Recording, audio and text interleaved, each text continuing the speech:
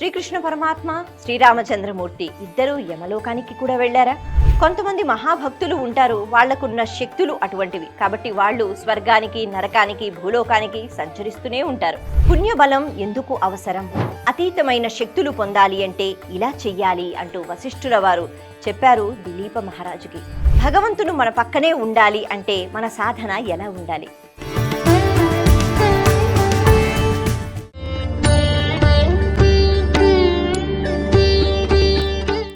భక్తివన్ ప్రేక్షకులకు నమస్కారం. మాఘపురాణంలో ఈరోజు మనము ఏ రకంగా అయితే సువృద్ధ అలాగే తన చెలికత్తలు మొత్తం యమలోకాన్ని తిరిగి వచ్చి ఆ తర్వాత నరకము, స్వర్గము, మరి ఎటువంటి కర్మలు చెయ్యాలి, భగవంతుని యొక్క అనుగ్రహం ఎలా పొందాలి, ఎటువంటి ధ్యానంలో మనం ఎప్పుడు ఉంటూ ఉండాలి, ఇలాంటి విషయాలు ఎన్నో చెప్తారు. ఇంకా ఈ భరత భూమి, ఈ కర్మభూమి, వీటి గురించి కూడా ఎన్నో వివరాలు చెప్తారు. కాబట్టి మనం బెంగపడవలసిన అవసరం లేదు. ఇక్కడ ఎన్నో పద్ధతులు, ఎన్నో నియమాలు ఉన్నాయి. మరి వాటిని పాటించినట్లయితే, ధర్మాచరణ చేసినట్లయితే ఎప్పుడు ఏ లోకానికి వెళ్ళినా ఎటువంటి భయం ఉండదు.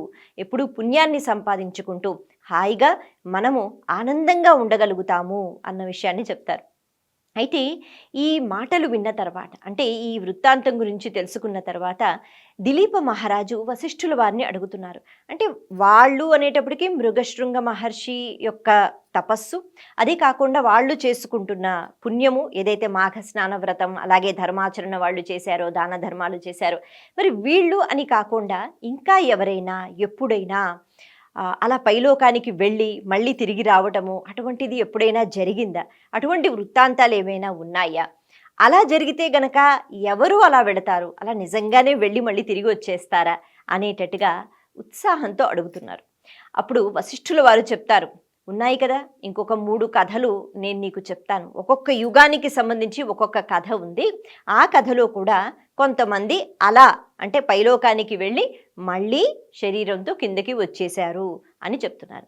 ముందుగా కృతయుగంలో పుష్కరుడు అనే ఒక మహానుభావుని యొక్క కథ చెప్తున్నారు వశిష్ఠుల వారు.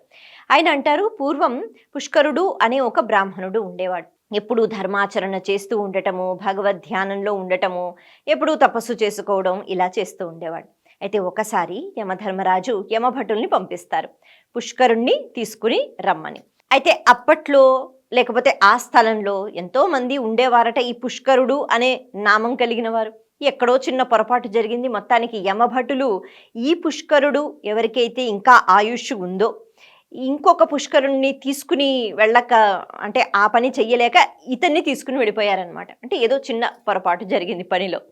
అంటే అలా పైలోకానికి తీసుకుని వెళ్ళిపోయారు. అక్కడ యమధర్మరాజు చూసిన తర్వాత, ఆయన దగ్గర కూడా లెక్కలు ఉంటాయి కదా, మరి అప్పుడు చిత్రగుప్తుడు చూసిన తర్వాత, అయ్యో ఈ పుష్కరుడికి ఇంకా ఆయుష్ ఉంది కదా, అంటే మనం పొరపాటు చేసాం, మన వల్ల పొరపాటు జరిగింది, మీరేంటి ఇన్ని తీసుకొచ్చారు అని అన్నారు. అలా అన్నప్పుడు సరే ఏదో పొరపాటు అయిపోయింది. యమధర్మరాజు గారు అంటారు, మళ్ళీ ఇన్ని మనం కిందకి పంపించేయాలి. అయ్యా మరి క్షమించండి, మా వల్ల పొరపాటు జరిగిపోయింది, పొరపాటు చేసింది యమభటులే అయినా కూడా మళ్ళీ మిమ్మల్ని మేము పంపించేస్తాం అంటే అప్పుడు పుష్కరుడు అంటాడు, సరే ఎలాగో ఇక్కడికి వచ్చాను యమధర్మరాజా, ఇక్కడ నాకు ఒక్కసారి నరకం అంటే ఎలా ఉంటుంది చూడాలనుంది అన్నారట.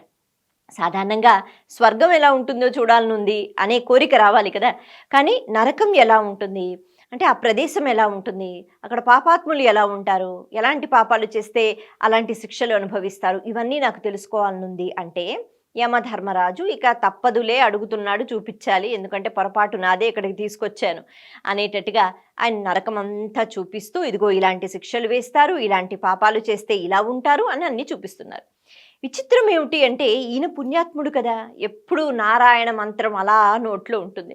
కాబట్టి అటువంటి పుణ్యాత్ముడు ఎప్పుడైతే ఆ నరకంలో అటు ఇటు తిరుగుతున్నాడో, అలా వెళుతున్నప్పుడు అక్కడ ఉన్న పాపాత్ములు ఎవరైతే శిక్షను అనుభవిస్తున్నారో వాళ్ళందరూ కూడా ఎంతో ఆనందాన్ని పొందుతున్నారట. అంటే పుష్కరుడు అక్కడికి వచ్చిన వెంటనే, ఎందుకంటే ఆయన మహాత్ముడు, కొంతమంది మహాభక్తులు మహాత్ములు ఏ స్థలానికైతే వస్తారో, ఎక్కడైతే కాస్తసేపు మాట్లాడతారో వాళ్ళ వల్ల ఆనందం మనది చుట్టూ ఉంటుంది. అంటే మనం వాళ్ళ రేపు మాటల్లో చెప్పుకోవాలి అంటే ఒక పాజిటివిటీ, ఒక నెగిటివిటీ అని మాట్లాడుకుంటూ ఉంటాం కదా, అలా అనమాట. అలా అందరికీ చాలా హాయిగా అనిపించిందట. చాలా అంటే అన్ని కష్టాలు అనుభవిస్తున్న అబ్బాయి ఎంత బాగుంది కదా ఈయన ఉంటే, ఈయన మాట్లాడితే అని అనుకుంటున్నారు. మొత్తానికి అన్ని చూపించానుగా, ఇక మీరు కిందకి వెళ్ళిపోవచ్చు అని. అంటే అక్కడ ఉన్న పాపాత్ములు అంటున్నారట యమధర్మరాజుతో, వద్దు వద్దు, పుష్కరుణ్ణి ఇక్కడే ఉండమని చెప్పండి, మాకు చాలా హాయిగా ఉంది, ఆనందంగా ఉంది అని. యమధర్మరాజు అంటారు, ఇది ధర్మం కాదు కదా, ఆయన ఇంకా పాపం చనిపోలేదు, ఆయన ఆయుష్ తీరలేదు, ఏదో పొరపాటు జరిగింది, మేము తీసుకొచ్చేసాం, కాబట్టి ఆయన్ని కిందకి పంపించేయాలని. ఇప్పుడు వీళ్ళందరూ బాధపడుతూ ఉంటే పుష్కరుడు ఆలోచించి అంటాడట, స్వామి మరి ఎలాగో ఇక్కడికి వచ్చాను, కొద్ది రోజులు ఇక్కడ ఉంటాను, వీళ్ళందరికీ మరింత ఆనందాన్ని ఇస్తాను. ఎలాగా అంటే నారాయణ నామము. అక్కడ ఉన్న పాపాత్ములు మరి వాళ్ళు పూజలు చేయగలుగుతారా, లేకపోతే వాళ్ళు తపస్సులు సాధన చేయగలుగుతారా, లేదు కదా. కాబట్టి నేను వాళ్ళ తరపు నుంచి నారాయణ నామం చెప్తూ చెప్తూ కనీసం వాళ్ళు ఇక్కడ వినటము, దానివల్ల వాళ్ళు ముక్తిని పొందుతారు, వాళ్ళు ఈ బాధ నుంచి విముక్తిని పొందుతారు, అందుకే కొంతకాలం నేను ఇక్కడ ఉంటానన్నారట. ఎందుకంటే ఆయన కోసం కాదు, అక్కడ ఉన్న పాపాత్ముల కోసం.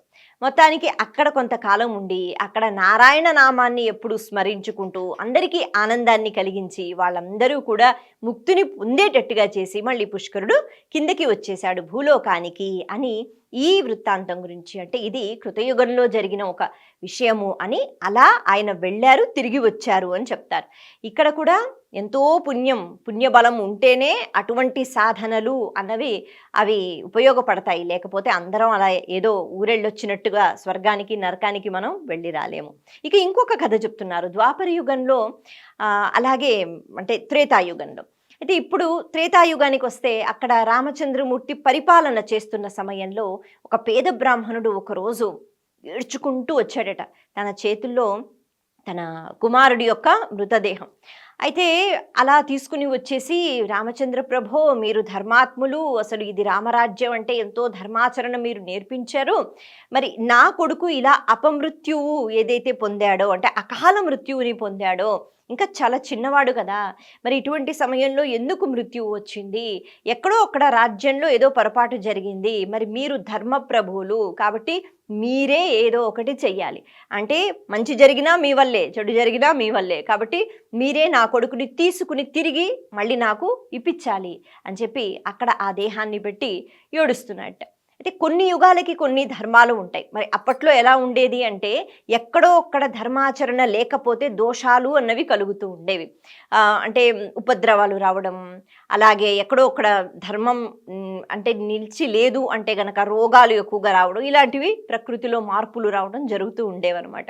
ఇప్పుడు రామచంద్ర ప్రభు ఆయన ఆలోచిస్తూ మంత్రులందరినీ పిలిచి ఏం చెయ్యాలి, మరి ఇలా ఎందుకు జరిగింది అని విచారణ చేశారు.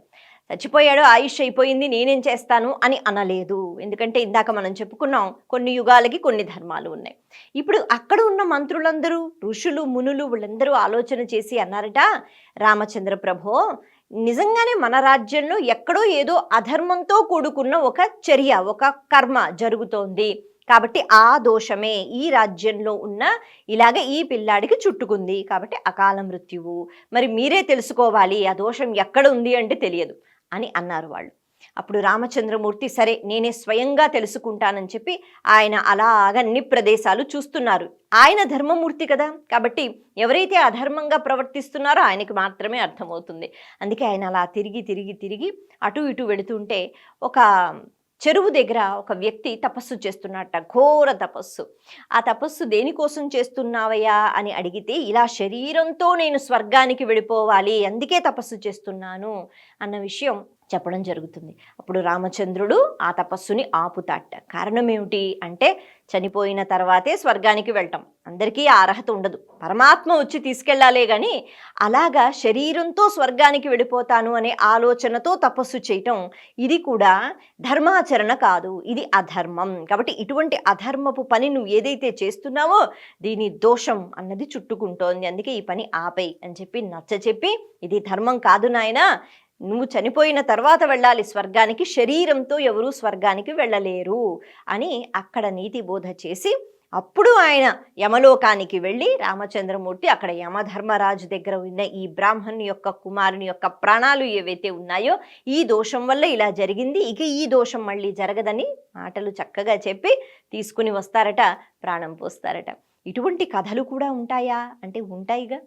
సరే, ఇక్కడ ద్వాపర యుగానికి సంబంధించి శ్రీకృష్ణ పరమాత్మ అలాగే తన గురువు అయిన సాందీపునికి ఒక కుమారుడు ఉండేవాడు. ఆ కుమారుడు ఎంతో చక్కగా భక్తి శ్రద్ధలతో ఎప్పుడూ ప్రవర్తిస్తూ ఉండేవాడు.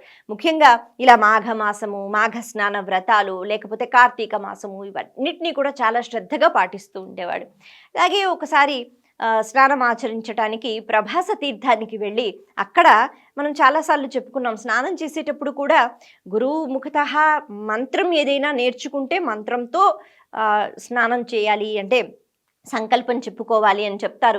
ఒకవేళ అటువంటివి ఏమీ రావు అంటే మనం మన భాషలోనే చక్కని సంకల్పం చెప్పుకుంటూ నదిలోకి దిగాలని. అలాగా శ్రీకృష్ణ పరమాత్మనే స్మరించుకుంటూ ఎప్పుడూ కృష్ణుని యొక్క అనుగ్రహం నాకు కలుగుగాక అంటూ ప్రభాస తీర్థంలో స్నానం చేస్తూ ఉండేవాట ఈ పిల్లాడు. ఒకరోజు అలాగే మునక వేశాడు, మళ్ళీ బయటికి రాలేదు. అక్కడ ఉన్న ఆ మిత్రులందరూ కూడా గబగబా వెళ్ళి సాందీపునికి చెప్తారు. చెప్తే సాందీపుడు గబగబా వస్తాడు, కానీ అప్పటికే పిల్లాడు చనిపోయాడు. అయితే అంటే ఆ మృతదేహం కూడా కనిపించలేదన్నమాట, మాయమైపోయినట్టుగా. ఇప్పుడు వాళ్ళందరినీ అడుగుతున్నట్ట, మరి ఏమైంది, ఏం జరిగింది అంటే అక్కడ ఉన్న పిల్లలందరూ చెప్తారు, ఏం లేదు, ఎప్పట్లాగే శ్రీకృష్ణ పరమాత్మ నన్ను రక్షించుగాక అంటూ మునక వేశాడు, మళ్ళీ బయటికి రాలేదు. ఓహో, కృష్ణుడా, సరే అని చెప్పి ఆయన ఎదురు చూస్తున్నారట, ఎప్పుడైతే కృష్ణుడు నా దగ్గరకు వస్తాడో.